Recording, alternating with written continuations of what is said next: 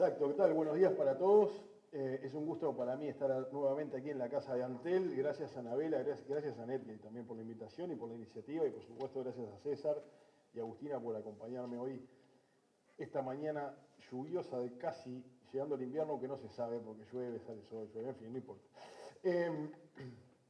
Yo anoche me ponía a pensar, porque uno de los roles que tiene AGESIC es justamente lo que se hablaba en el panel anterior, que es generar herramientas para los entornos digitales, herramientas, como bien se decía, de ciudadanía digital, y dentro de ciudadanía digital se encuentra la ciberseguridad. Ahora, yo me preguntaba lo siguiente, cuando ustedes hablan con personas de mi edad para arriba, yo tengo 40, de 40 para arriba, y se ponen a hablar, no, estuve en una charla de ciberseguridad, ¿no les pasa como que del otro lado encuentran como, ¿qué es eso? Ciber, marcianos, cosas raras? Y en realidad esa distancia que tenemos con la seguridad de la información es algo que nos ocupa y nos preocupa. Porque somos nosotros quienes en principio y en final los que tenemos la responsabilidad y la obligación de protegernos en entornos, como bien se dijo, cada vez más digitalizados. Entornos privados y por supuesto públicos. Si algo que me gusta es encontrarle el sentido a las cosas, porque yo decía así, ciberseguridad. ¿Qué es ciberseguridad? ¿A qué se refiere cuando hablamos de seguridad o cuando César dice en el libro ciberseguridad? La palabra viene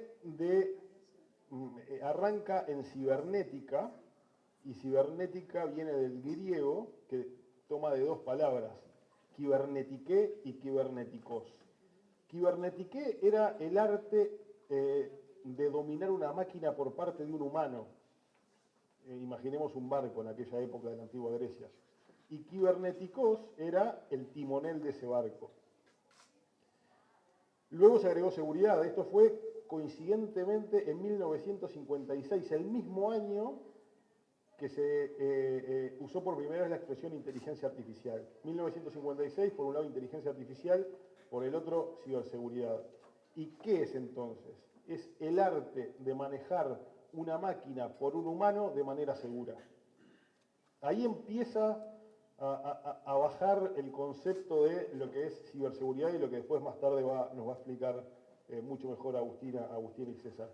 Pero ¿por qué es importante hoy? Malena, vos cualquier cosa decime, no sé cómo vamos con el tiempo. Tranquilo, vamos bárbaro. Porque esto es apasionante, entonces empezamos y terminamos tomando café a las 6 de la tarde. Es muy probable. Participando todos.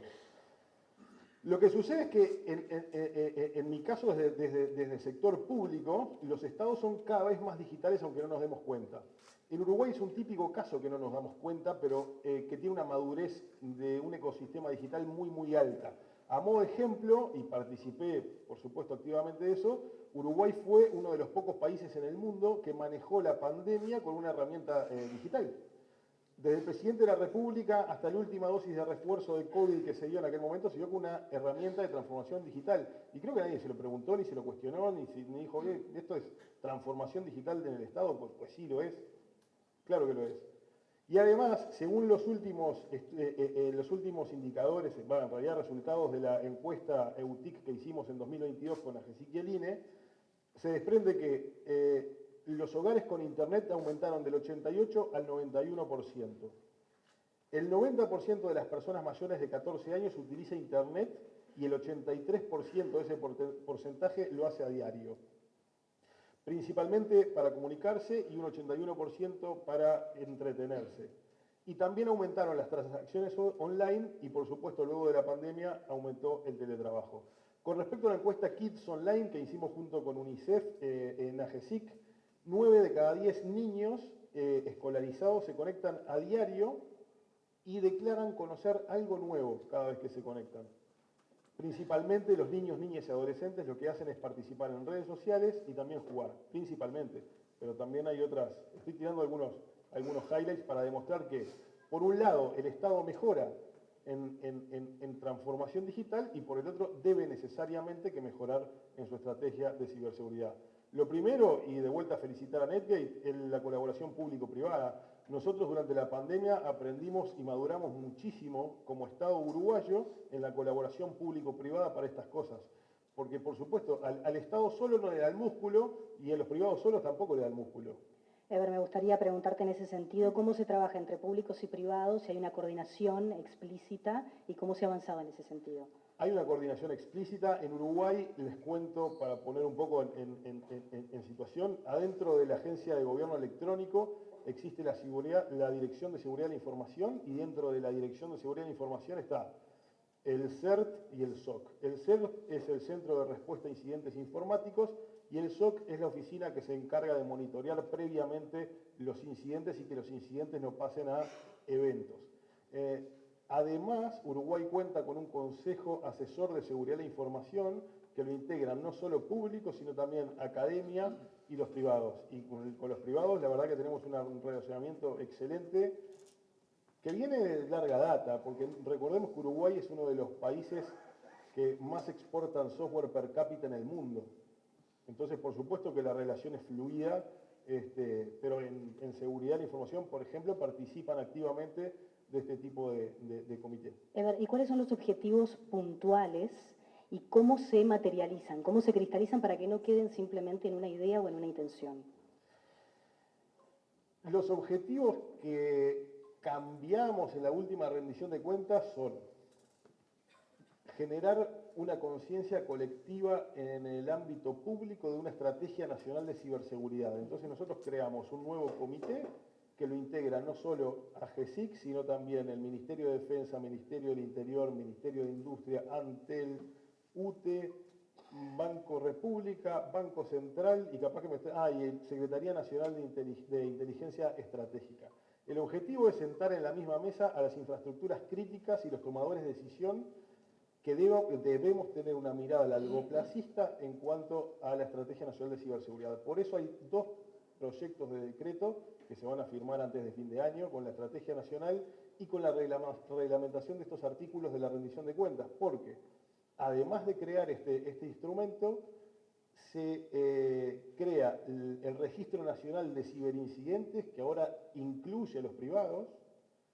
Se da la potestad de eventualmente amonestar a aquellos que no informen, más algunas otras disposiciones que estamos esperando por la reglamentación, aunque los borradores ya están prontos.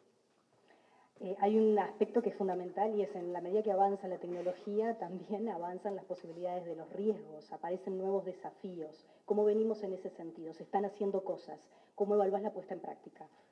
Mirá, hay un tema que está bueno primero señalar. Cuando los estados dicen los incidentes aumentaron, no necesariamente es malo. ¿Por qué?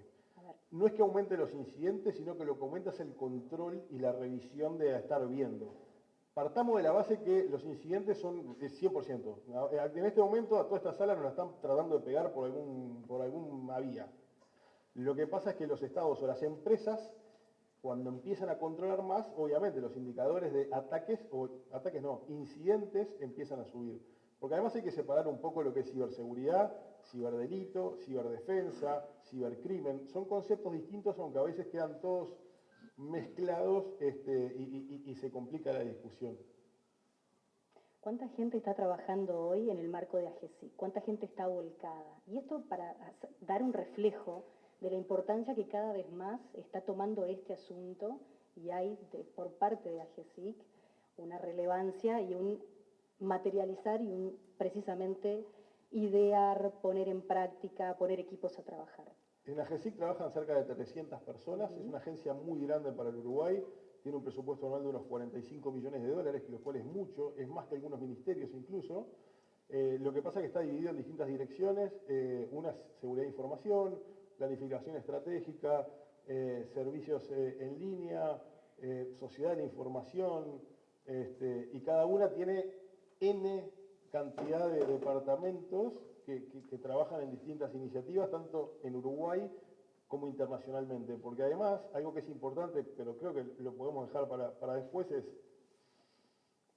que hoy en realidad es el debate público y creo que a todos nos interesa saber cómo regulamos, cómo Uruguay regula inteligencia artificial o incluso ciberseguridad. Danos una pista. Y yo creo que hay que prestar mucha atención a lo que hace la comunidad internacional. Muchísima atención. ¿Y esto es uno de los principales desafíos a los que se enfrentan hoy? Lo que pasa es que hay que pensar que cuando yo iba al liceo, y el concepto de soberanía era determinar, era bueno, las leyes nacionales obligan a los uruguayos, etcétera, etcétera, cosa que es cierta, sigue siendo así, pero en cuanto a tecnología el paradigma está cambiando. Porque ¿cómo obligo yo? O sea, como poder puedo obligar a un extranjero o una empresa extranjera que haga o deje de hacer determinada cosa en Uruguay. Pero el tema es que queremos hacer eso. Bueno, en principio parece que no.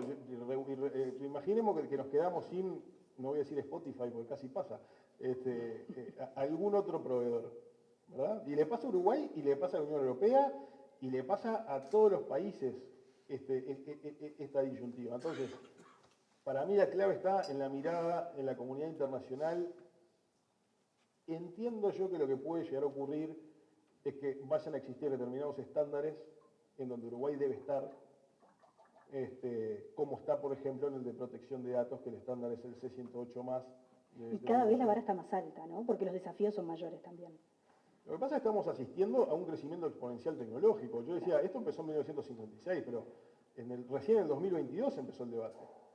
El debate público, porque en realidad técnicamente siempre se debatió sobre inteligencia artificial y se trabajó sobre inteligencia artificial.